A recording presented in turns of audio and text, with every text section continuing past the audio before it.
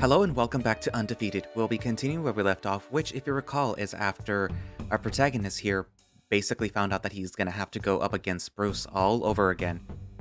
And if you recall, it didn't go well in the first fight, so what makes him think that it's going to go well in the second fight? Or the third, or fourth, or fifth, or sixth? Well, at least for now, because he hasn't really trained much. He's still probably a little sore.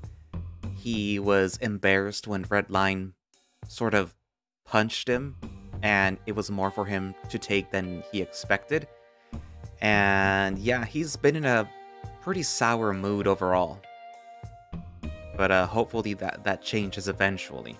Especially because, I mean, how can you be mad at Redline? Even though he did walk in on you in the shower. Still.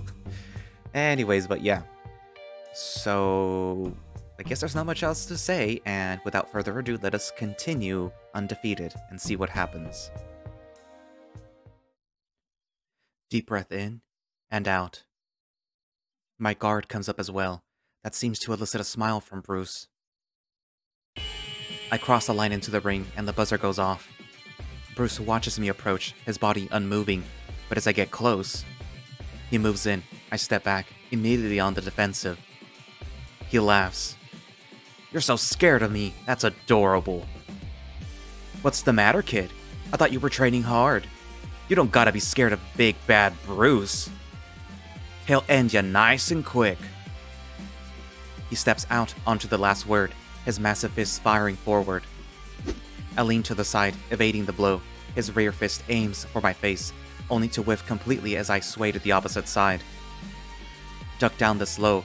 This close to his unprotected body, I fire a few shots out before circling behind him, backing up to create some distance. Didn't seem to have any effect. Bruce is unfazed as he follows me into the center of the arena. "Not bad, kid. Why don't you come a little closer?" "Having trouble hitting me?" "Not in a million years." His face sort of tightens up at that. He carries himself confidently, so I need to make him vulnerable, get his guard down. It's a dangerous game, but if I can bait out that anger, I can get him where I need him. He reaches out for me. I parry at his wrist, making sure to keep my limbs outside of his grab range.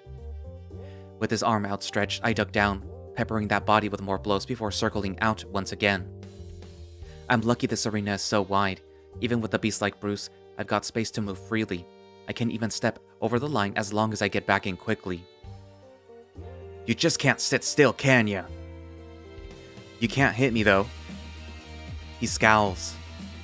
"Alright, smartass. You wanna bet?" I don't waste the time to respond, already moving in as he speaks. My fists thump against his body uselessly. I can tell that he's getting slightly more pissed, though I immediately back out of the position. His desperate grab comes down, reaching for my frame, only to hit the space I once occupied. "Jumpy kid!" Bruce stomps forward, throwing a single fist for my head, only to have it meet thin air. If he can't hit me, I can't go down. I take a step back. Bruce takes a step forward. His rear fist pistons forward at breakneck speed. I blink, barely able to react by leaning my head back. The glove fist misses, narrowly coming up short to my snout by a few centimeters. A powerful gust of wind whips against my face. I take a step back. Bruce grunts, twisting his torso to one side. His leg starts to lift for a kick. Now's my chance. With my back to the line of the ring, Bruce probably figures that he can corner me and keep me out of the space. He's trying to send a front kick and force me out. The foot explodes forward, but I'm already moving before it reaches its peak. I pivot to my left, getting around to Bruce's side. I force my torso against his abs with as much weight as I can muster, trying to kick him off balance, but it seems successful, the dinosaur now needing to lean forward on his outstretched leg to stay standing. With Bruce leaning forward now, almost bent over, I leap onto his backside, my arms tangle around his neck and immediately start tightening. I hear him choke up, his arms reaching for mine to contest the hold. I constrict even further, gritting my teeth as my biceps dig into his throat. This forces another cough from Bruce. His throat vibrates with a growl. My arms pull in forcefully, holding that choke as hard as I am able. Bruce's thick fingers can't wedge their way between my arm and his neck. If he can't get a grip on my arm, there's no escape. He coughs out a bit of a chuckle, walking around with me on his back now. A hand moves to my elbow, which quickly drops down to his shoulders. I can't afford to give him an ounce of leeway. His coughs are getting desperate now, his breathing slowed in an effort to conserve oxygen. The beast pauses, freezing in place in the center of the ring. I'm praying for a tap out. Bruce starts to lean backwards. I can't just release the hold I risk for so much, but the beast is definitely falling now, fast, with me in the perfect place to cushion his fall. I just have to hope that I can withstand the fall. We land with a nasty crash, my head getting whiplash and rocking into the hard cement floor. I cry out, desperately clinging onto Bruce. But when my shoulders press into the floor, I felt my hold loosen, granting Bruce just enough space to squeeze his grip underneath. He pulls my arm away effortlessly, taking in a heavy breath and growling it out. Ha! Love the stunts, kid. You alive back there? I don't bother responding. I think my head is bleeding from the impact, but I can't check right now. All I can try to do is pull my hold tighter, fighting uselessly against Bruce's grip. He grunts and pulls my arms to either side, rolling over on top of me. Our eyes meet again. He's breathing heavily, blowing hot air out of his snout. His body is heavy. But through the breath, he's showing off a big toothy grin. The grip on my arms tightens, forcing the bones to strain. Now, what are you gonna do with these? He shakes my arm a little bit. The grip loosens and I swing at his jaw, only for Bruce to force my forearm down against my neck. Ah, still awake, huh? Can't risk you trying something cute. Let's rip him off. His form rises up a bit, one hand keeping my arms pressed into my throat. He takes my left wrist as he crawls over to that side. Bruce turns perpendicular to my body, straightening my arms out against his abs. Both of his tree trunk legs dropped onto me, forcing another gruff choke out of me. Say goodbye! With a firm pull on my arm, pain shoots straight down my wrist into my shoulder. He's bending my elbow backwards, pulling on my arm hard enough to dislocate, or worse. I cry out in agony, trying to lift his legs off of my chest. Oops, careful, runt! He locks his ankles, essentially stealing my sidearm position to leverage more pain into me. The joints are bending, muscles are being pulled. Far worse than anything that I've experienced. My grunts and growls turn into desperate cries. He's going to break it. He's going to break my arm again. I'll have to start over, again and again. If he doesn't stop, I'll lose all progress I've made. I have no choice. My free arm reaches up, tapping against Bruce's ankle 3 times. I tap out, a submission, an admission of defeat. The instant he feels those taps, the hold loosens and the pain stops. But the hold doesn't release. He growls. What's that, kid? Do it again? His grip tightens, but he doesn't pull the arm. Still, the pain is definitely still raw, so I start tapping again, growling as he taunts me. The second set of taps makes Bruce release entirely, throwing my damaged arm over my sweaty, exhausted body. There we go! Bruce rises, pushing off the ground to get to his feet. Both of his arms rise in celebration. He's posing for the cameras, yelling and cheering about his victory for the crowd. I lean back, closing my eyes and rubbing my shoulder. I don't think it's broken, but it definitely hurts. God, this sucks. But at least I'm alive. Bruce is still pacing. I can feel his footsteps wander aimlessly around me as I rest. They're getting closer. A heavy weight drops onto my chest. Something breaks, I think. I don't know, it hurts to breathe. My eyes shoot open, looking up at the man towering over me. Bruce is staring down, eyes wide, frozen in place. His cocky grin is gone, replaced with a lost expression. His foot lifts off my body, now moving to stomp down next to me. My ribs. You... What the fuck? I try to raise my voice, hoping to sit up only for the indescribable pain to pulse from the center of my body. My body collapses, sucking in wheezing breaths. Bruce straightens up, closing his eyes and moving over me towards his elevator. I'm in too much pain to try and call out. The doors open behind me and I can hear a few people make their way towards me. Easy, Alex. Rage.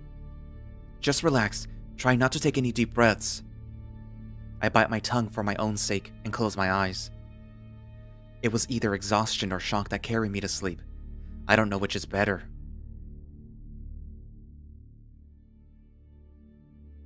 The sleep didn't last too long, though.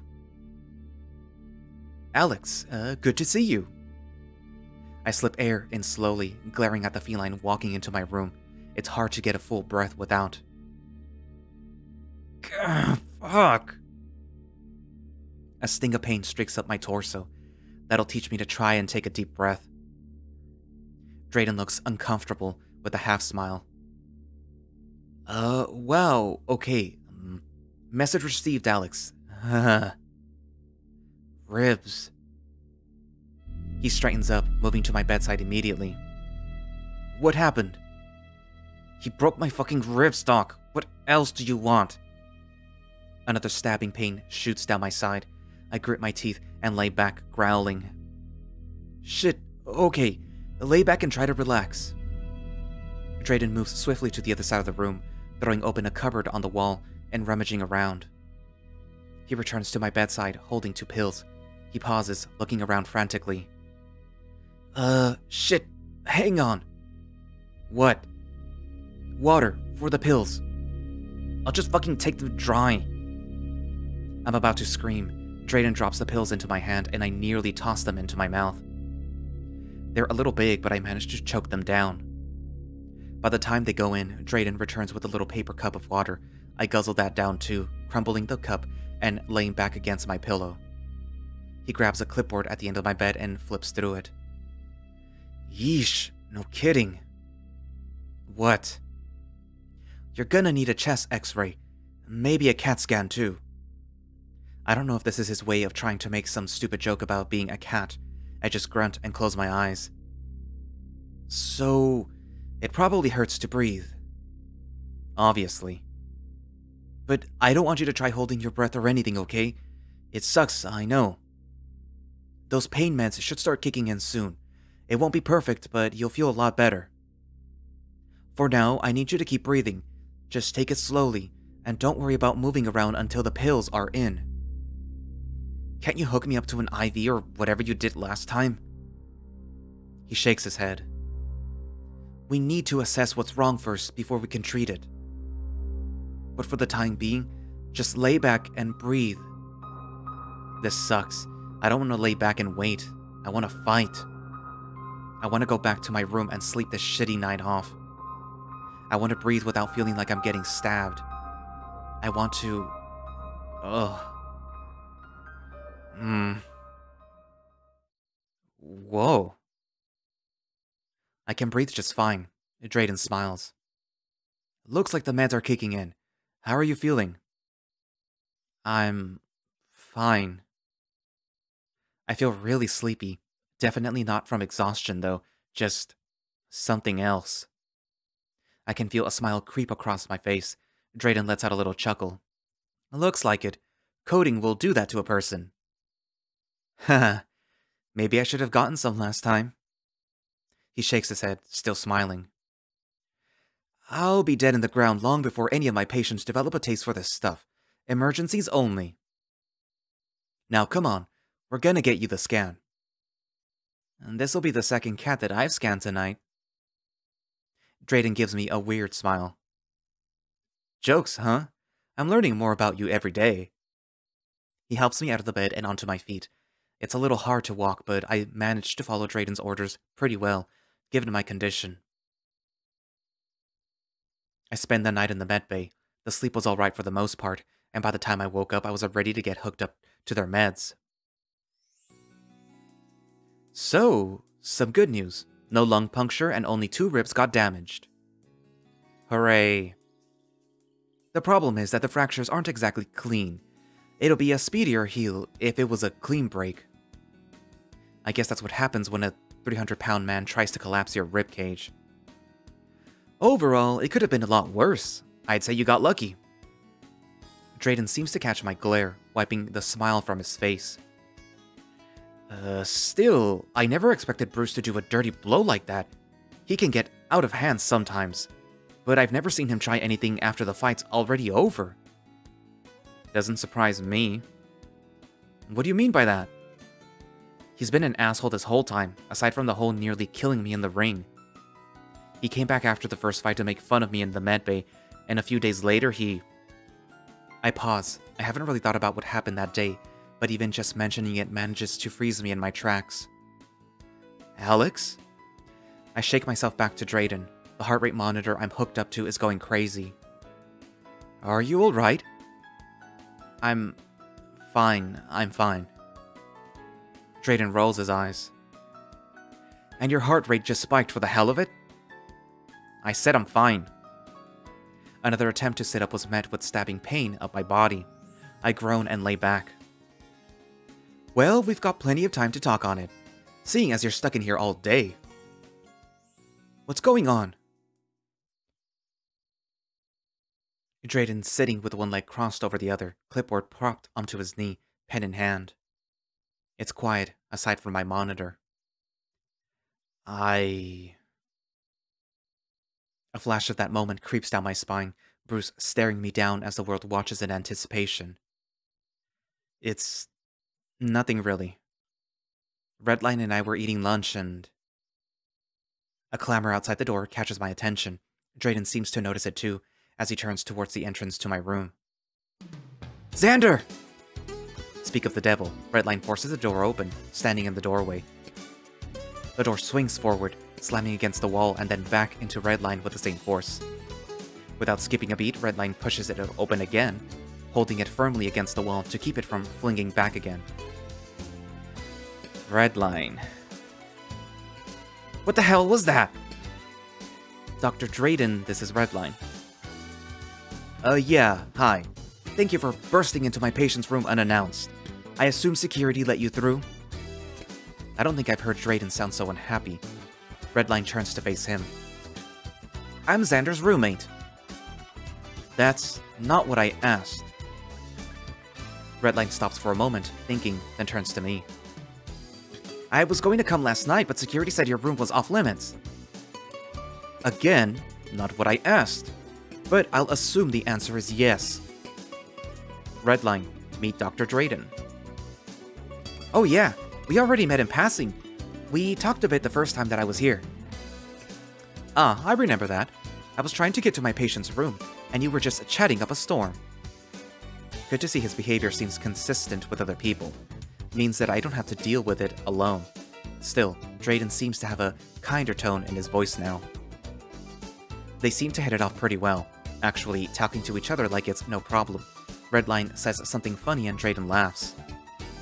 I'm surprised you even remember after all these months since we talked.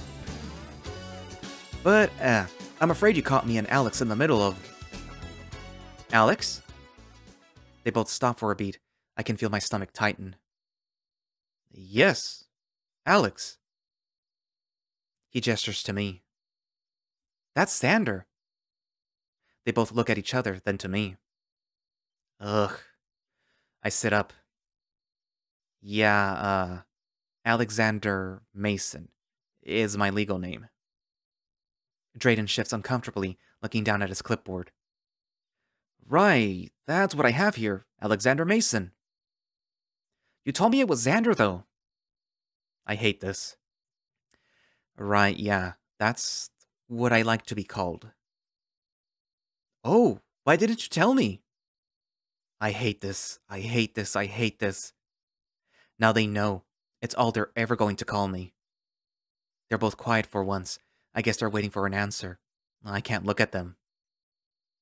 I didn't think that it would matter. My name is Alex, so you call me Alex. I get it. Well, no. Not when you want to be called Zander. Drayden scribbles some lines on his clipboard, then writes a bit more. You should have told me when we met, Zander. Sorry about that. I'm not sure what to say. That knot is still tugging at my chest, but I should be feeling relief. Sorry. Drayden smiles. Redline smiles too, but that seems to be his default mood. Nothing to apologize for. I think we're all good here then, Zander. But no more secrets from me, okay? I'm your doctor. I need to know these things. Right. Sure thing, doctor. And if you don't, I'll call up Redline. Oh no. He'll tell me everything. I'll tell him about your terrible sleeping habits. Oh? I go to bed way before you do. Yeah, exactly. You never hang out with me and the boys. Terrible habits. They both laugh at that, and I find myself laughing too. It's nice. I don't laugh that often down here. Laughing has its consequences though, the pain reminding me that my ribs did break just the night before. I think Drayden sees my reaction, judging from the uncomfortable look on his face. Redline stayed for a bit to chat, and Drayden had to leave for some other important doctor business, so they both left eventually. And Redline brought my phone down so that I could at least watch some videos to pass the time when there was nothing on TV, which the network was better down here though. I'm barely scraping by one bar. A day passed, enough time for my ribs to make a recovery on the proper meds. I didn't mind the silence, especially when talking leaves my chest hurting. So that's it? All cured? Well, yes, technically. Is there a catch? So, yes? Sort of? Bones are weird, Zander. He takes a pause that's long enough to make me think that was a full statement. I start to say something, but he continues. Especially with breaks like yours. It's hard to tell if it's completely fully healed. They might look clean on the X-ray, but there could still be fractures. So, it's still broken? So, I just need you to be careful, Zander. If you push yourself too far, and your wounds aren't healed, they're going to open again, and you'll end up right back in that hospital bed. Not that I don't like having you around, of course, but I think we all want to see you up and fighting again. I'll see what I can do. I have no idea when my next fight is, so I can't really meter out how hard I need to be training for next time. Maybe Bucky can help with that. The last fight was only about a month after my first, and I've already wasted 2 days recovering. I need to get moving. Just do your best. Sure. And be careful. I don't want to see you back here again. And I mean that in the nicest way possible. Right. It definitely feels weird walking now. Maybe I just never paid attention to it before, but my breathing feels different. Maybe I got used to whatever fucked up position my ribs were in these last few days and just forgot about it. Or maybe I've gotten myself thinking too hard on what breathing even feels like, and now I can't stop feeling it. Breathing. Blinking. I even start to become aware of my clothes making contact with my skin. Ugh. Feels weird. Shake it off, shake it off. Just want to get some lunch in me and get back to training. It's been a few days, but I'm still feeling a little raw from how that fight ended up. I had him. I could feel it. It wasn't as humiliating as a knockout, but at the same time, having to submit twice was just salt in the wound. Wouldn't have been as bad if he didn't try to kill me after I already submitted. God, just thinking about that gets me angry. I need to take this out on a punching bag or something. It still hurts to breathe a bit. Maybe I need to slow down. First things first. Lunch. Ugh. And Redline with his gaggle of friends. I don't want to answer all the questions that I'm sure they'll have. My chest already hurts from breathing. I can't imagine what talking that much will do. Stomach rumbling. I should shut my brain off and wait until my body carries me to the cafeteria. There we go. I see Redline in his usual spot with his friends. The hyena is sitting upright, looking like he wants to say something. His tail is going crazy. Every time he speaks up, someone says something louder and his voice peters out, waiting for his turn to talk. Oh, hey dude! Redline unloads all the pent-up talk energy onto me, but I tune all of it out. Something about someone's famous sibling getting arrested? Whatever, the rest of them continue to laugh and chat as I eat. At some point, the conversation transitions to old websites that they used when they were younger. Forums and video sites, eventually an argument breaks out over which digital pet raising website was superior. One of the guys turns to me. Oh, right, Alex. I almost forgot. What? It's Zander. They all sort of go quiet and look at Redline for a second. Okay? So, like, what's up with Bruce? I'm only halfway done with my food, so running away from this question isn't really an option. What do you mean? Why do you keep challenging him? Another one chimes in. Yeah, did he, like, steal your girl or something? They all laugh at that while I just pick at my food. We already talked about this last matchmaking day. I figured Redline would have blabbed more about it to you already. They've got me in some fucked up contracts, so I have to keep fighting him. If anyone else wants to take my place, they're welcome to. I don't think that they'd let you, though. They all stopped talking now, laser focused on me. The lack of attention was nice while it lasted. But like, all the promo material, and the commentators too, dude. Everyone's saying that you're the one that's challenging Bruce. I don't really know what to say to that.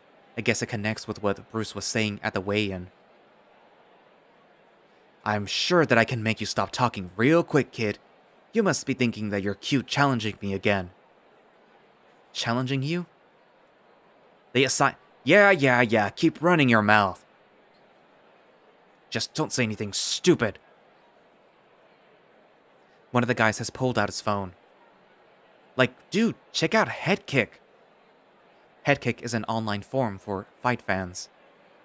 I check my phone too, swiping away the missed calls from Dad and typing in the website address. Sure enough, front page, there is a video of my fight on there.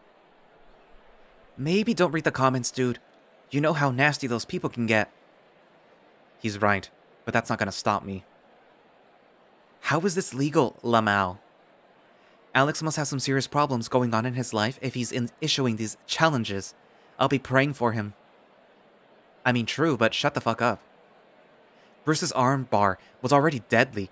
I'm surprised that he respected the tap. It's probably not a good look to take off some kid's arm, lol. Why is Bruce even taking the fights? Easy win, easy money. Yeah, if I had a payout as huge as Bruce's, I take wins as often as I can. Let the dumbass keep challenging him. These fights are goated, lol. I know, right? People are actually bitching, Lamau. Like, just enjoy the fight. I fought a guy Bruce's size in my Taekwondo class the other day and won. I don't know why Alex is losing. I could feel my mood drain as I read the comments. They're just as clueless as to why this is happening to me.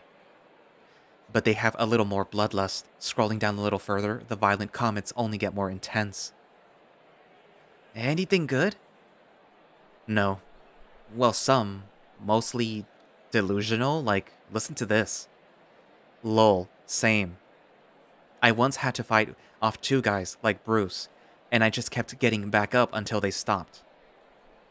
These new fighters are pussies. Why issue a challenge when you can't back it up? Redline rolls his eyes at that. Yeah, time to log off. They don't know what they're talking about.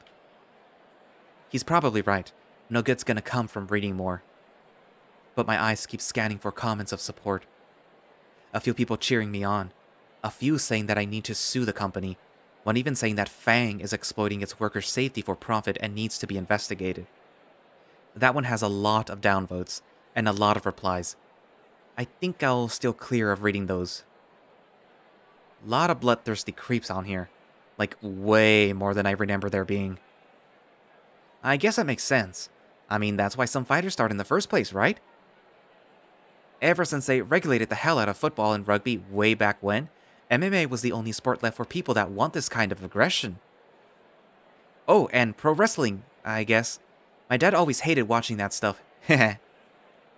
I remember my dad talking about watching football with Grandpa back when he was a kid. Something about having to carry a ball to one end of the field. Was it even shaped like a ball? Every player was huge and jacked, and they just kept crashing into each other at high speeds. My dad mentioned that he wanted us kids to play it when we got old enough, but by the time that he got married, they already started implementing stricter safety stuff. I read a bit into it though. Those guys took a lot of damage to the skull. Can you believe that they had kids younger than us playing that? It sounds really dangerous, but Dad said that it was really popular. He also said that the government went on to make it a pussy sport, whatever that means, so he never bothered showing me how to play. Not that I minded. He showed me an old match, game, once. It just looked boring. Nobody made any progress for like half an hour. Yeah, apparently a lot of people protested when the new policies came into effect. Guess all the angry people got bored of that quick and went watching MMA. Sounds like it. My grandpa and dad got us all kids into karate instead, so I guess he got something out of it. Redline keeps talking about his family history. I ignore it and keep scrolling down the article on Headkick. More comments. Why is he challenging him? What's his deal? Lol. Alex, dude, please stop fighting Bruce. Lol. It's hard to watch. This is annoying. I gotta set the record straight. I tap the comment box and get to work. I don't know where this narrative is coming from. That cool with you, Zander? Huh? I've gotten so into the comment section that I hadn't been listening to the rest of the conversation. The guys and I were gonna head up to our room and play some games. You should come. That room is barely big enough to fit myself and Redline. I don't know if I'm too keen on having 5 guys crowding around in there. I think I'll pass. I need to get to work out. Redline frowned at that. I thought Drayden said that you should be taking it easy. I am. Just some light stuff to get back into it. I don't need Redline telling me what to do. He lets out a little whine, but ends up smiling. If you say so. Need a spotter? Nope. That's the right answer, because you're only gonna do light stuff.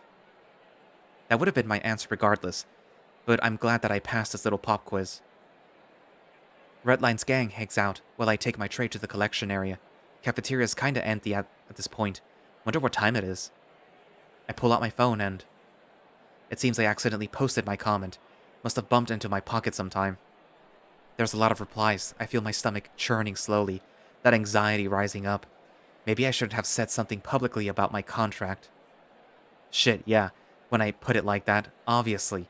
I can't find the delete button fast enough. With the tap of a few buttons, the comment is gone. The replies are still piling up. I can't seem to delete those. Urgh. I just gotta shut off my phone and get to work. Gotta get out of the cafeteria and hurry past Redline's friends. I don't want to get caught up trying to get my gym clothes with everyone else in the room. Ah, new clothes.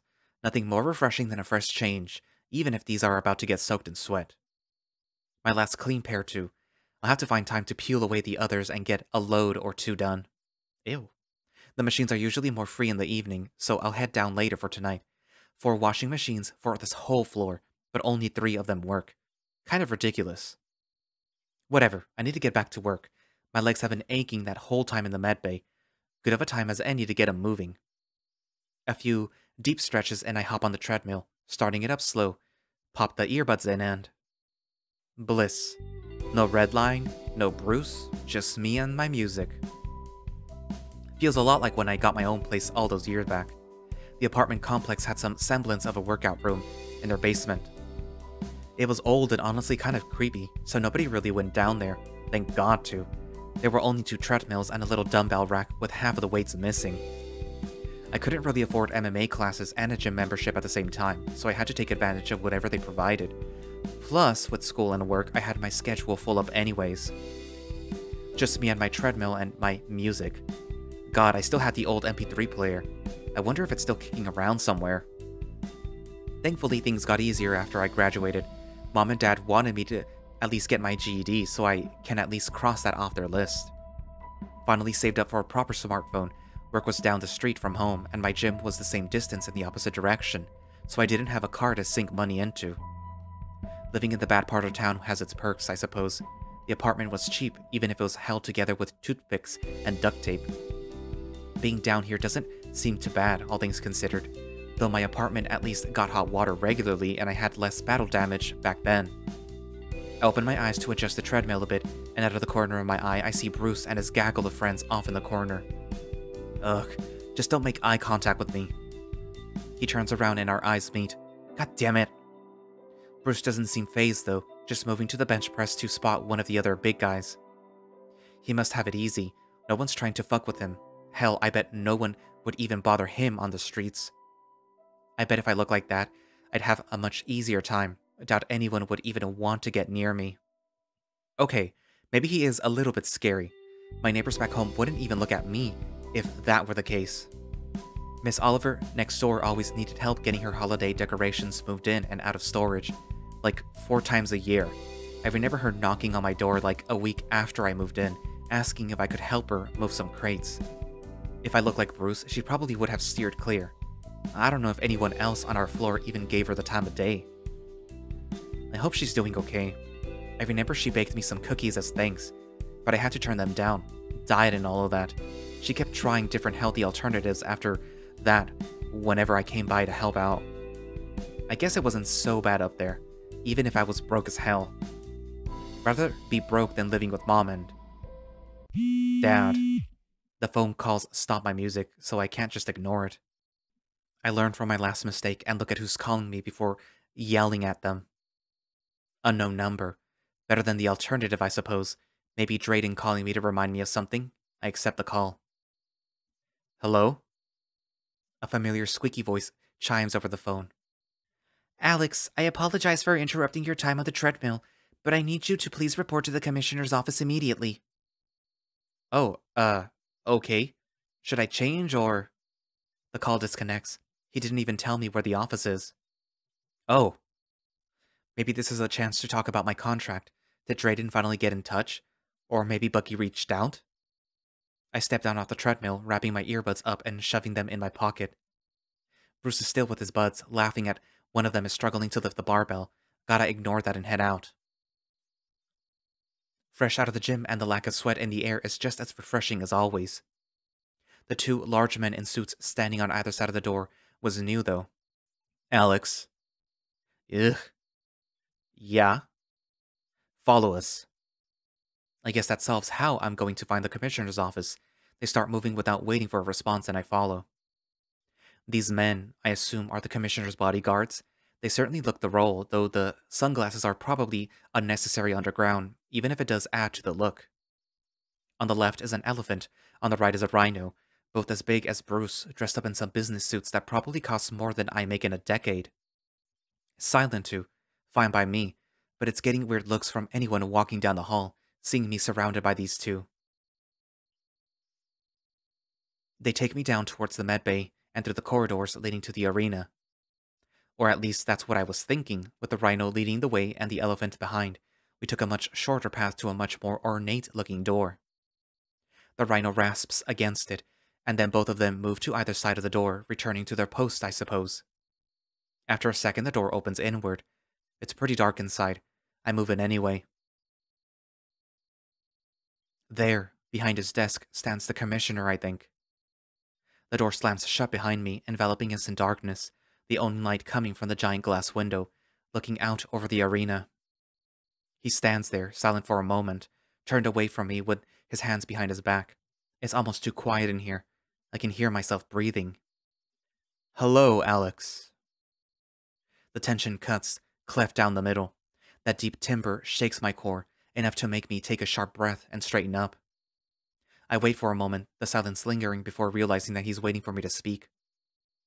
My throat runs dry. I swallow and try again. Hello, Commissioner?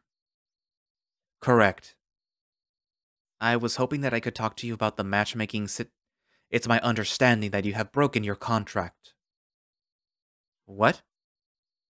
Earlier today, you made a comment on an online forum. My blood runs cold. That was... In said comment, you revealed details of your Fang contract, which is to remain confidential to those outside of the League. There is another pause. Is this correct? He won't even turn to look at me. My breathing gets heavy. I said that I wasn't trying to challenge Bruce. I didn't mean... That's all I need to hear. I deleted the comment right after. He continues as if I didn't say anything. Surely you understand the stir this has caused within the community of fans Fang has acquired, not to mention the sponsorships funding the League. But if I just... Questions going unanswered, rumors spreading. It's not the type of reputation we try to garner here. Thankfully, the problem has been handled.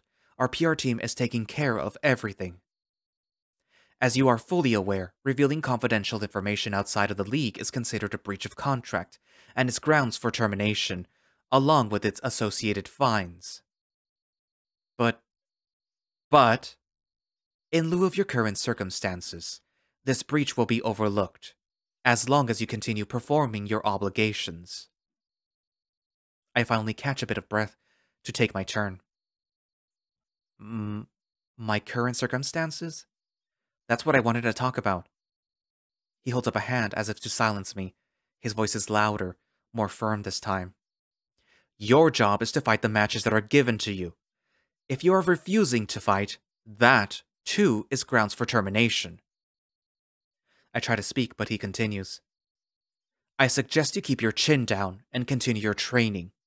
If you are unable to do that, then I am unsure if you are fit to continue in the Fang League. If this sort of slip-up happens again, there will be consequences.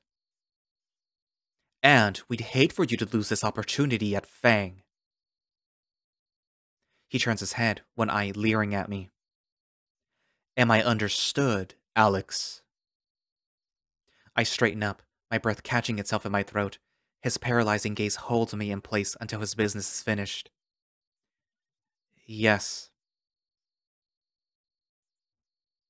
We both turn our eyes away at the same time, and he returns to surveying his arena. I look forward to watching your next match. As if on cue, the doors open behind me, and the bodyguards are present once again. They lead me back the way we came, in the same formation, up through the twisting tunnels that form the underbelly of the League. The rhino opens the final door, and the elephant forces me through it into the hallway. I turn to look at them, but the door has already been slammed shut. A lock clicks from behind it. So, that's it? It's been buzzing in my mind, through my body, under my skin this whole walk up. That was my one chance to fix things. To fix anything. To try anything. I need to go. I need to go do something. My legs move on their own through the hallway, past some strangers, down to some of the gyms. I need to do anything. There has to be something I can do. Is there anything that I can do? I move up onto a treadmill, my mind racing as it crawls to a start. There has to be something. I can't just be trapped down here. Quitting is always an option. I can always quit, like Bucky said. I can always quit. It keeps ringing in my head, a cacophony of a voice that doesn't know what it's talking about. I can't quit. I can't just pussy out. What will everyone think? I'll be in debt for the rest of my life. No one topside is going to respect me. Zander? My eyes laser focus on Redline. He's here too. Cool. Awesome. Great. He has no fucking clue what I have to go through. I was gonna come check on you, but you weren't here. You doing okay? Great. Great? I nod. He just sort of stands there. Did something happen? I don't want to fucking deal with him. I turn off the treadmill and stumble down off of it, brushing past Redline to the other equipment. I need to force this frustration out. Bruce's friend was using this bench press earlier. Fuck it. I just need something. I need to do something. Just keep my chin down and focus on my training. That's what I need to do. Zander! There's enough weight on this barbell for me. This is fine. I'm already laid down. I might as well do something with it. I grip the barbell and open my eyes. Redline's standing right above me. Need a spotter? Sure. Fine. My arms lift the barbell off its perch. This is nothing. I can do this. I can do anything, right? That's why I came down here. That's what people have been telling me since day fucking one. I feel like I'm hallucinating. None of this is real. None of this is happening. I can't be Bruce. I can't quit. I can't talk to the commissioner. I can't talk to anyone. I can't get my fucking mind straight. Zan? I'm fine, Redline. I just keep lifting those weights. Just keep pushing. Keep fighting. Just keep your mouth shut and your chin down and your nose where it belongs, and maybe you'll get to the next day, and you'll get to do it all over again. Zander, do you... I can't fucking think down here. Everything is so goddamn loud. The only bit of silence that I got was with the commissioner, and he went ahead and ruined that too. I just gotta keep moving the barbell. Just keep forcing it to move. My arms are shaking. But that doesn't matter. I have to keep going. My blood is boiling, scorching straight through my skin. Everything hurts. I just need everyone to shut up so that I can do what I need to do. I need to... Hey Zan, maybe you... Red, can you shut the... Fuck! God! Searing pain cracks like a lightning bolt, splitting down my side, all the way down to my waist. My hands let go of the barbell. Shit!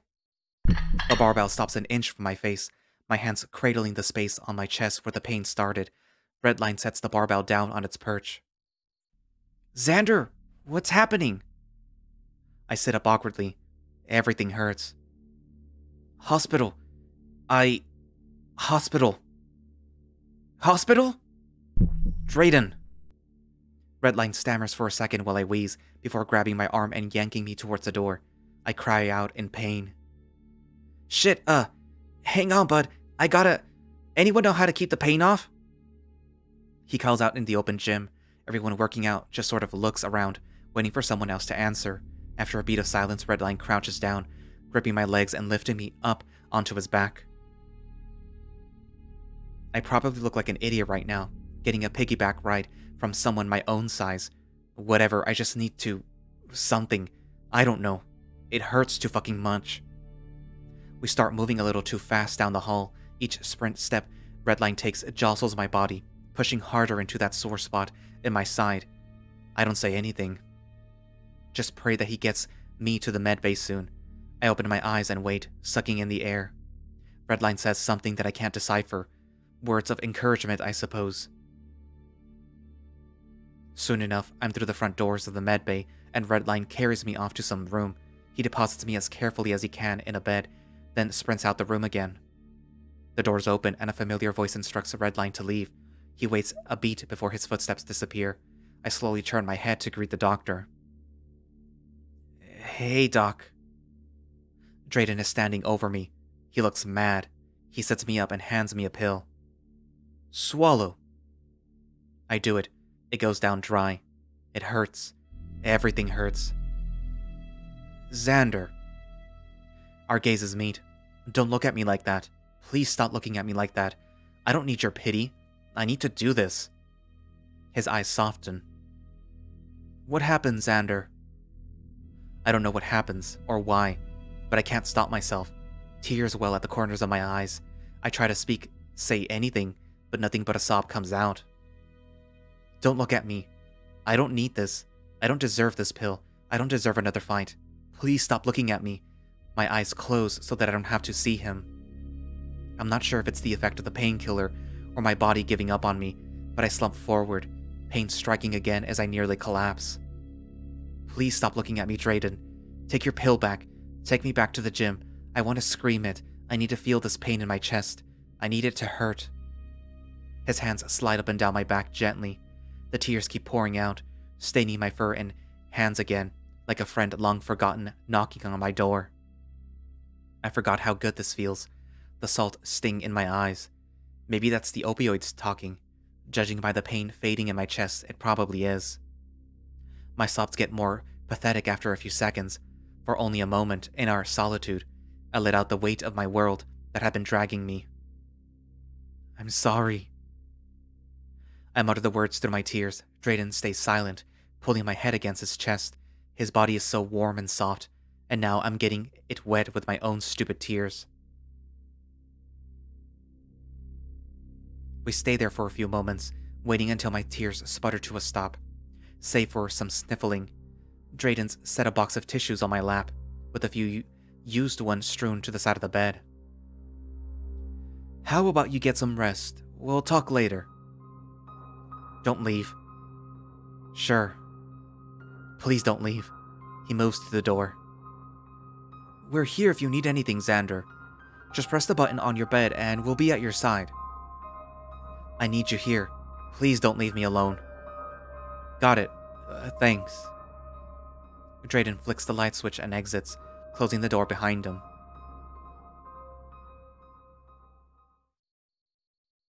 I usually try to avoid taking naps unless I absolutely need one. Never really had much time to nap anyways. Not only that, but my body refuses to sleep in short bursts. It's all or nothing.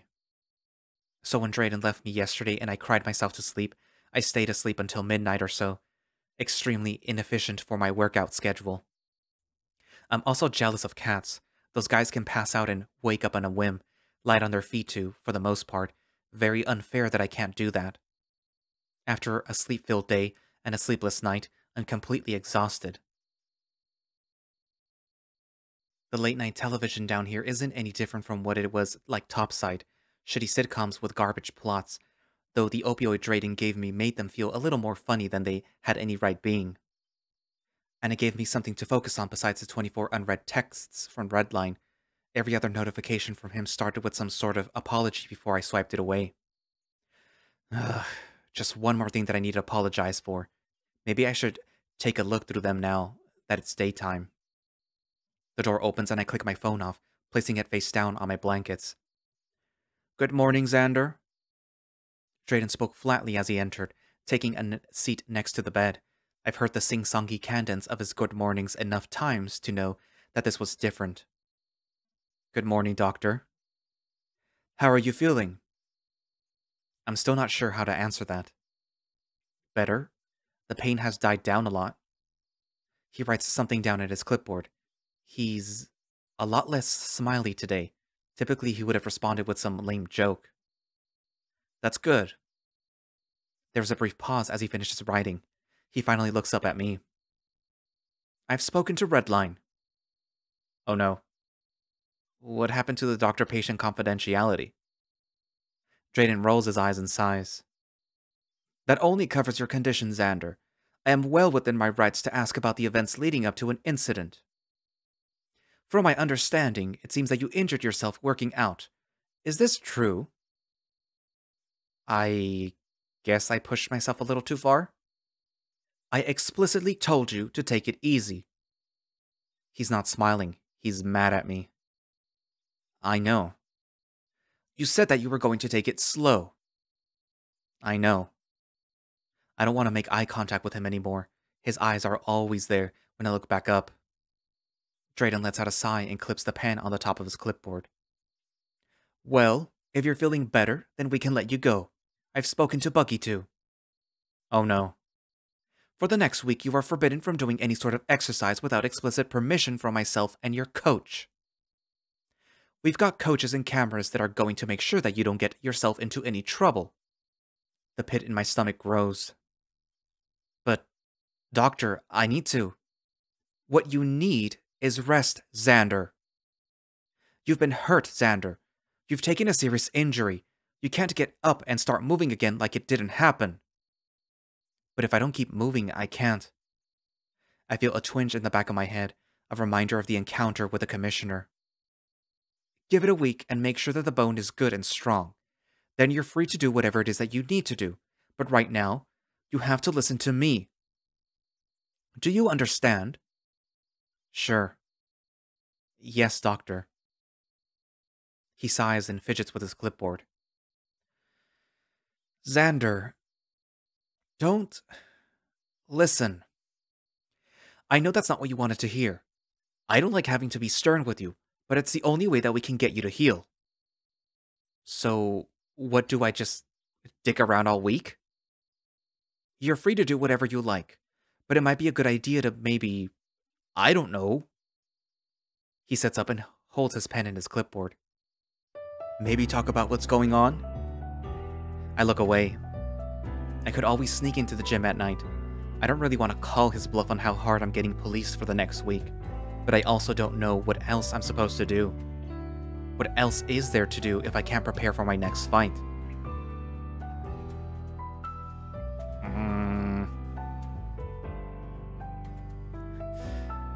Redline? Well, no, not watch people train. That would feel horrible, especially if you want to train. You kind of have a lot of issues, dude, so it would probably be a good idea to talk to Drayden. And...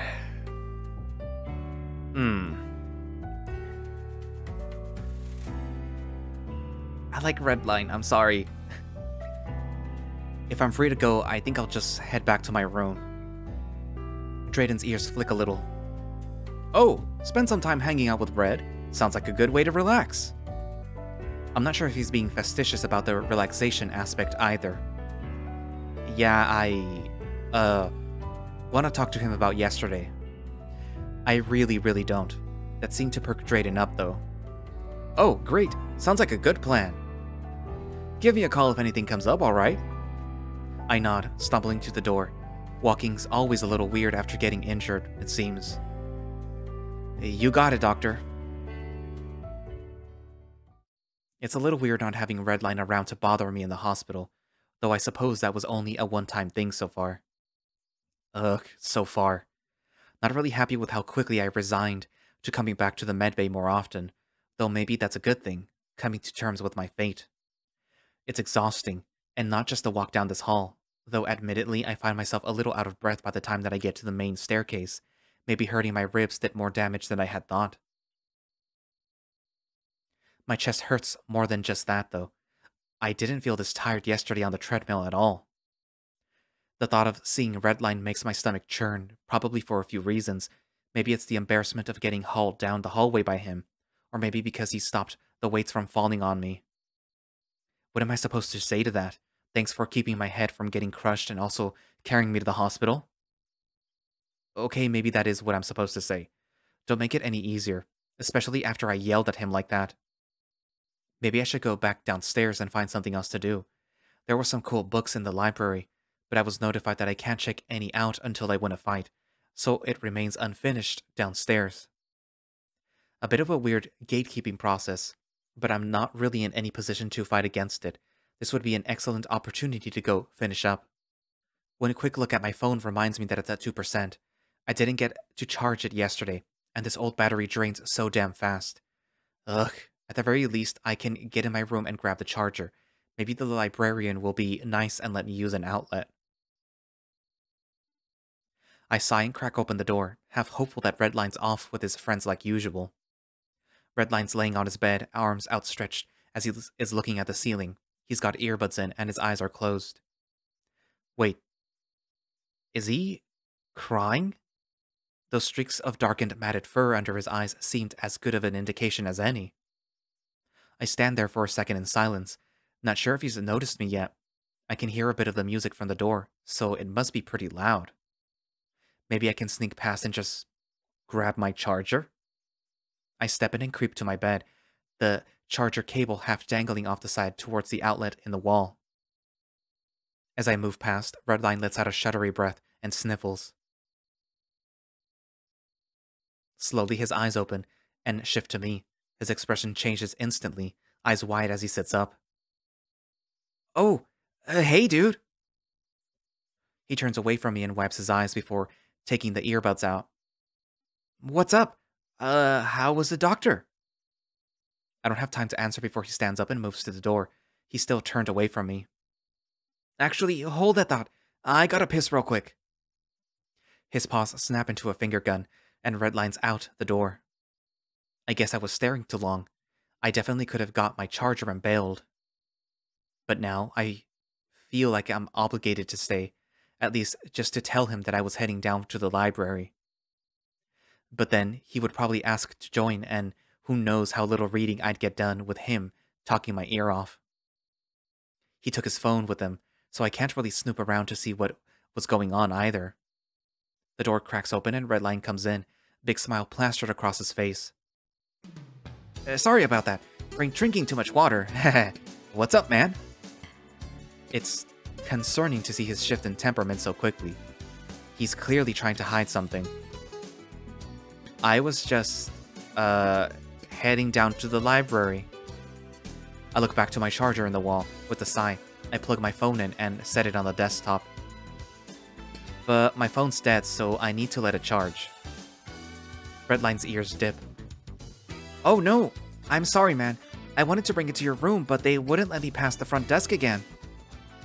And they kept catching me when I tried to sneak by, so eventually they put a guard out in front too. Wasn't able to find another way in. Please don't sneak into the medbay, Redline. He winks and smiles. No promises. So what's up? You clear to fight again? I remember one of the messages that he sent me was asking about that. I feel bad for ignoring them, but he doesn't seem to be too upset. Not really. Doc says that I'm off training for a week. Gotta let my ribs heal up. Immediately, Redline stiffens up, grimacing. Ouch! A full week? Isn't that medicine to be some sort of miracle cure so waits like that don't happen? I thought so too, but here we are. Maybe it's some kind of weird punishment for disobeying him?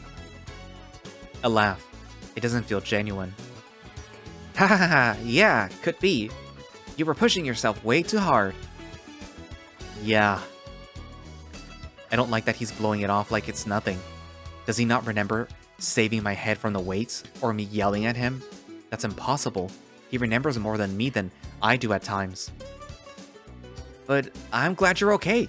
Shit, man, a whole week off. What are you gonna do with it? I shrug and look at my phone. Only at 5%. God damn it. Hell if I know. There's a weird moment of silence. Redline's sitting in his chair and smiling at me, tail wagging. I think he's waiting for me to say something. What would you do? With all that time, I mean. Redline's tail slows, and he thinks. Huh. I don't think that I've ever seen him slow down at a question like this before. That's a good question. I usually keep myself busy with fight stuff, you know? Right. That's what I do too. Well, that and work. But those are the same down here. Another laugh, a little more genuine this time. I guess I never really thought about it. You can't ask me a question like that, dude. There's too many options. It's only a week's worth of time, Redline. Your options are very limited. Still, he continues thinking. I guess given your current situation, there's not a whole lot that I would be able to do with a week. You can't go camping, can't practice music or photography, and we don't have much opportunity to cook until we get our own kitchens. Our own kitchens? Redline nods. Yeah, man. Tier 3 rooms get a little mini kitchen in their rooms. It's really cool. I used to bake all the time for my siblings, so any practice I can get would be awesome. Redline goes on talking about his siblings and their favorite baked goods of his. Our own kitchens. I really miss being able to just eat whatever I wanted. The food here is pretty good, but I've noticed that there are less stations open than when I first went to the cafeteria, so my options are getting more limited. I miss making my omelets, not as fancy as they would give us down here, but food always tastes better when I make it myself. And Orlando was always worried about our sugar intake, so he didn't care what we ate as long as we were careful about that. My stomach growls thinking about my eggs. Redline laughs with a hearty one, short but full. The room feels a little warmer now. Sorry, I shouldn't talk so much about food. You're probably on some special diet for broken ribs, right? No, I just can't work out. Oh, right. What to do for a week? He snaps his fingers and flips open his laptop. You ever played Tales of Fury? Oh, good lord, he's a gamer. No. My phone's only at 12%. Fuck no. Can't say that I have, Redline. Dude, you're gonna love it! Come here! He pulls a chair from my desk over to his and pats the seat. I try not to look too dejected as I waddle over to the chair and drop down, his laptop still booting up. Slow as laptop. Been saving up for a new one, but shipping takes ages to get down here. You can get mail down here? Yeah, well, sorta. It's like a quarterly thing. Every few months they collect letters and packages from friends and family and hand them out. It's like Christmas, but 4 times a year. Unsupervised contact with people topside only 4 times a year? What if anyone wants to mail things out? He shakes his head. Oh no, you gotta get vacation days for anything like that. Then you can go up top and do whatever. I guess that makes sense in theory. No need to bring anything down that you aren't going to need in the future. Redline's laptop lights up during all of this, slowly churning to life before it kicks on to his desktop. He steps back to his bed and rummages through a bag he pulled out from under it. Give me a second here. I should have 2 controllers. Sure enough, he produces a second one just in time for a bunch of programs to automatically open on his computer. He hands me one of the controllers and gets to work setting it up. I don't play too many video games. They never really caught my attention. I couldn't afford them and Dad was more interested in me living a more active lifestyle anyways. Are the controllers supposed to be this frail? It feels that I could bend it in half if I tried hard enough. Redline's looks a lot sturdier, but also way more used. The plastic on his joystick is peeling off. Alright, just about done. Oh shit, sorry, He pauses for a second, reaching for my controller, then hesitates. There's an awkward pause, then he swaps our controllers so that I have the sturdier one. Sorry, they both work, but that one is better. Even if it looks kinda junky. I don't really mind either way. Oh, sorry, He sits awkwardly, then straightens up when his game boots up. Guess that's the end of that. He seems out of it. Okay, so, have you ever played any fighting games before? Nope. What kind of games do you play? My coworker had me download this one game on my phone once, but I didn't touch it after that. And nothing else? Nope. He rubs his hands together and smiles. You're in for a treat. So all fighting games are based on a series of inputs that... Redline trails off explaining the basics of the game. The controls, which buttons do what. I'm trying my best to pay attention to his instructions while some flashy intro plays on the screen. So these are your light, medium, and heavy attack buttons, and then this one here does something different with each character. Alright. And I just press these? Yep, pretty much. There's a little bit more nuance to that, but you'll get the hang of it. So, what do I do if someone punches me? In the game, you gotta block. Just hold the control stick backwards. It's a fight, right? Can I evade or counter? He gets a weird, almost confused look on his face. Yes, actually, but that's like advanced. Just like a real fight, I guess. Redline flicks through a few menus and a bunch of characters show up on the screen. Redline cycles through them, explaining who does what, but I also thumb over a few of them. I recognize that fox girl with all the tails from when Red played this a few months back. I guess she's the main character. Then there's that fat alligator man. He's got on a big trench coat. Coyote girl with a sniper. Badger dude in a pro wrestling outfit. Some kind of wolf doctor. What the hell kind of fights are they getting into? Are there any, like, boxers? Oh yeah, Julia here. She seems to be a jackal wearing some torn karate gi. She's the closest we got, at least. She's kind of tricky though, so I'd recommend... I lock in Julia. The faster that I can get this over with, the better. Redline makes some kind of awkward sound and goes quiet, then picks another character. Both of the characters make some kind of snarky one-liner, and the fight starts. I do what it looked like Redline was doing the other day and just press buttons. That didn't last long. The fat crocodile man easily beats my character. Redline tries to give me some pointers, but it doesn't really make sense to me. The next round starts and he tries to instruct me some more. Can we just play the game? It sounds really snippy. Redline pauses for a beat. Yeah, sure. The next round plays out in silence, to the same result in the same amount of time. None of the buttons I'm pressing seem to do anything to stop the crocodile guy from attacking me. Why can't I just duck out and circle out? Or go for a takedown? These fights are annoying. The same thing as last time, only in complete silence. I glance over at Redline and he's not smiling. Do you want to play again? I think I'm good. I set the controller down on the table, and Redline scoops it right up. He pushes some buttons, and the game closes. Silently, he goes to put the controllers back in the bag on his bed. He almost seems to be in a hurry doing it, judging by the aggressive sounds on the bed being shoved back under his bed. Sorry, Redline sits back down on his desk and sighs. You can go back to the library if you want. I didn't mean to keep you. I've never seen him like this. Quiet, fidgety, and not looking at me. It sucks. I almost wish that he was talking my ear off. His computer desktop looks cluttered with icons and documents all over it. Behind it, though, is a big group shot of what I assume to be a family. Friends. Half of them are the same breed. Is this your family on the computer? Redline perks up in his chair. Oh, yeah. Have I not shown you them?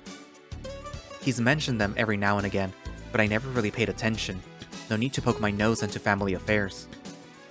Surprisingly, no. My backhanded comment seems to go over his head as he pulls a picture onto the screen. It's the same image on his desktop. A group of people standing shoulder to shoulder in a line. 5 of them are some sort of terrier canine breed, while the other 4 are hyenas. Most of them have a big cheesy grin, while a few are only smiling a little. I can see Redline all the way on the right, sticking out like a sore thumb. All the others have at least a foot of height over him, even with his ears. Redline points to the screen, starting with the older canine man on the left. That's my dad, Boris. He's kinda strict, but he got me into martial arts, so all is well in the end, right? The finger starts to move to the right, going down the line to introduce them. We got Orlando, the oldest. He coaches sports at our community center. Then Ian, he owns some production company. Grant and Blake run a digital marketing service together. There's Vince. He ended up going on to teach at his university just uptown. Eve here, her name is Yvonne, but we call her Eve. She owns a car shop. I think they're starting to franchise it too. Big things from them all. Oh, and me, of course, between Eve and Mom. My mom's Rain.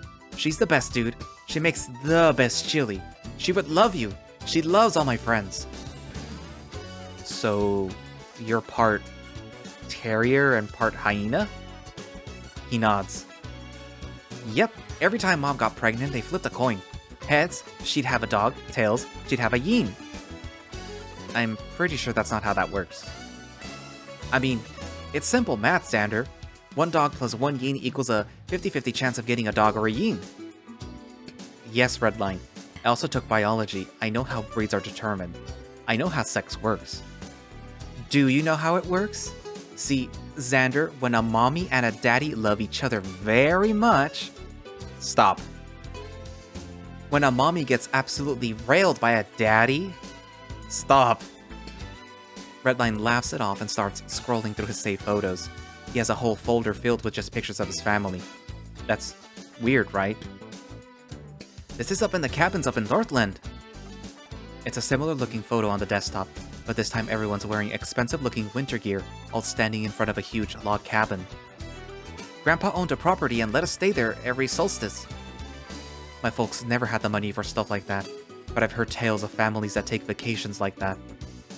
Skiing, snowboarding, hot cocoa around a fire pit, all sorts of magical solstice strips that were never in my reach, and all the things that Redline is showing me photos of right now. Ian and Eve doing some sort of jump off a snowboarding ramp, Vincent and their mom getting ready to ski, and Orlando sitting on a couch, his arm in a cast. That was last year, that he tried skiing, but he still had fun watching the rest of us. There's 100 or 200 photos of a lodge trip here. They look happy, except Boris, but he doesn't look like the type that smiles for photos too often. How come every picture of you is all blurry? Every time there's a picture of you it's out of focus. Oh, Mom always had me take the pictures of the family. She said that I had an eye for photography. Of course, when it was my turn, Mom needed someone else to take the photos. Everyone else just was usually too busy, so Mom took mine up for me. A little bit unsteady though. But it's nice to go back to these memories. Nice of her to make sure that you're included though. He chuckles a little quieter.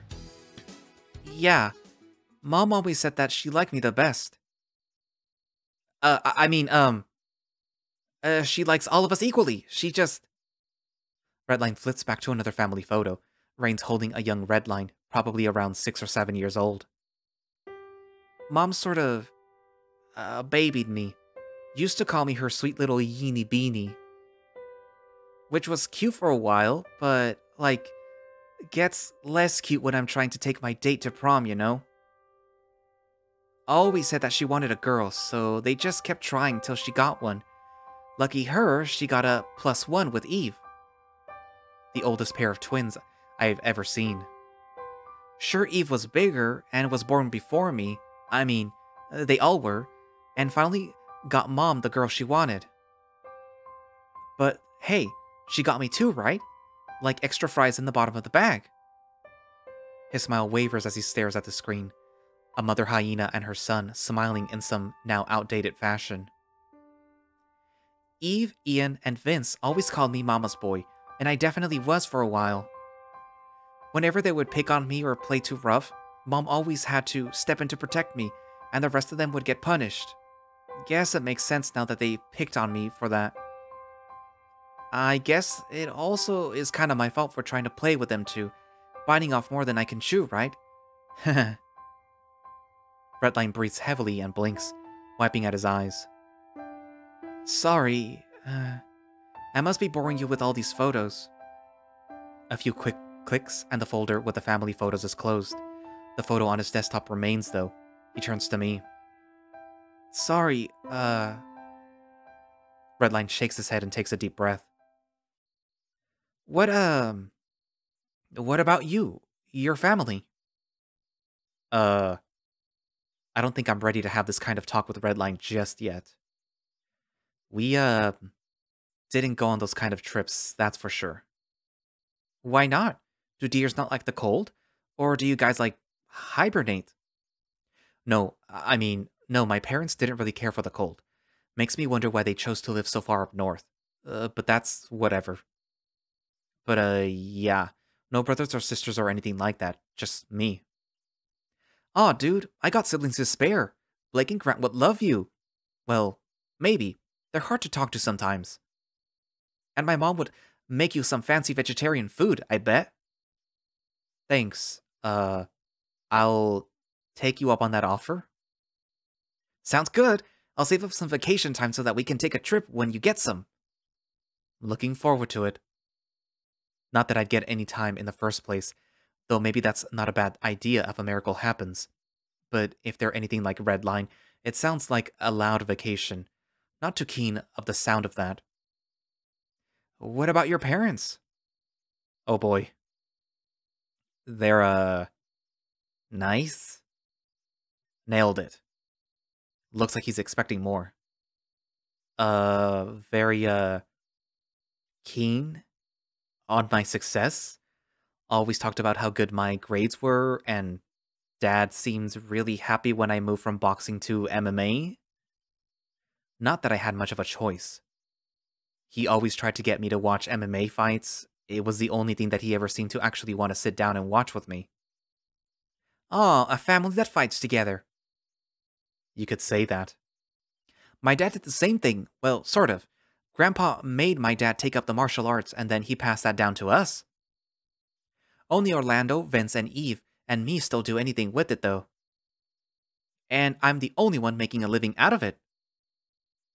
He seemed pretty proud of that fact, with his chest puffed out and chin held high. I guess it is actually very impressive. That's pretty cool. I don't think my mom could have handled more kids. She barely was able to juggle taking me to practice. Not for lack of trying, but it was just a lot to handle with her work schedule. But, yeah. That's my family. I still don't think that he's too satisfied, but that's only fair. I omitted all the bad stuff. He doesn't need to worry about that. Redline doesn't seem convinced either, but I think he's waiting for me to give more. Not that I'm particularly willing to. I don't have a family album or anything like what you have, though. That must mean a lot to you. Oh, definitely. I mean, you saw them all, right? They're so big and cool. And, successful. Gotta make sure that I keep up with the rest of them, right? There's that uncomfortable smile again. The same as when we were talking about Rain, paired with the silence that usually lingers between us. After a moment or two of scrolling through some more pictures, Redline leans back with a big stretch. What a nice walk down memory lane. Thanks for joining me, Zander. It felt more like he dragged me along, but as long as he's not crying anymore. No problem. Redline stands up, doing an even bigger stretch this time. I think I'm gonna head to the gym, get my body moving a bit. You wanna join me? My ribs? Oh, right, dude. Of course. Sorry, do you just wanna hang out here? I shake my head and return to my phone, fully charged. I pocket it. Nah, I gotta take care of some stuff. Have fun in the gym.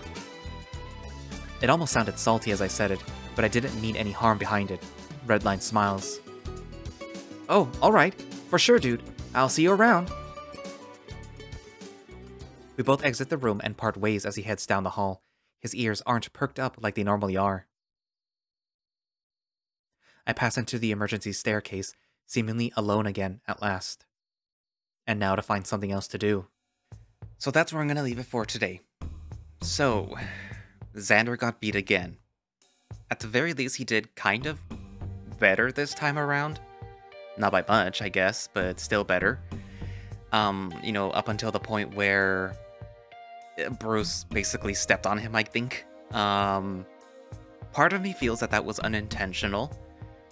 Because you could see, Bruce's face where he's like, oh crap. So yeah. Obviously, Zander here probably thought that it was intentional, but I mean, it might have been intentional, might not have been intentional. It might have been intentional to put his foot on him, but not, crack his ribs. But yeah. Also, Zander, flying off the handle. It's a bit much, but I mean, I guess he's in a high stress, situation right now, so he probably reacted badly. Also, poor Redline. He was just trying his best. He probably thought like he had a friend now. He's like, oh, Zander, he's my friend now. He's my roommate. I'm gonna be best friends with this guy. And then he gets yelled at. And then, he's like trying his best again by, playing a video game that he likes with, his friend, his roommate, and his friend/roommate is being so dismissive about it.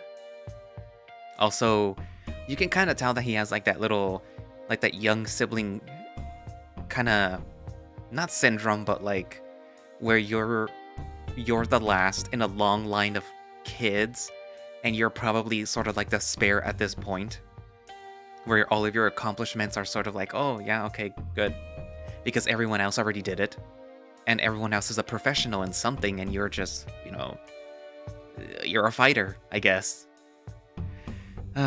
Poor Redline. Poor little Yeeny Beany. But anyways, so obviously this is gonna be having to be split up into two pieces. The next part is a little shorter than this one, and you get to speak with the doctor, and you get to spend some time in the gym with the coach. So yeah, you have that to look forward to.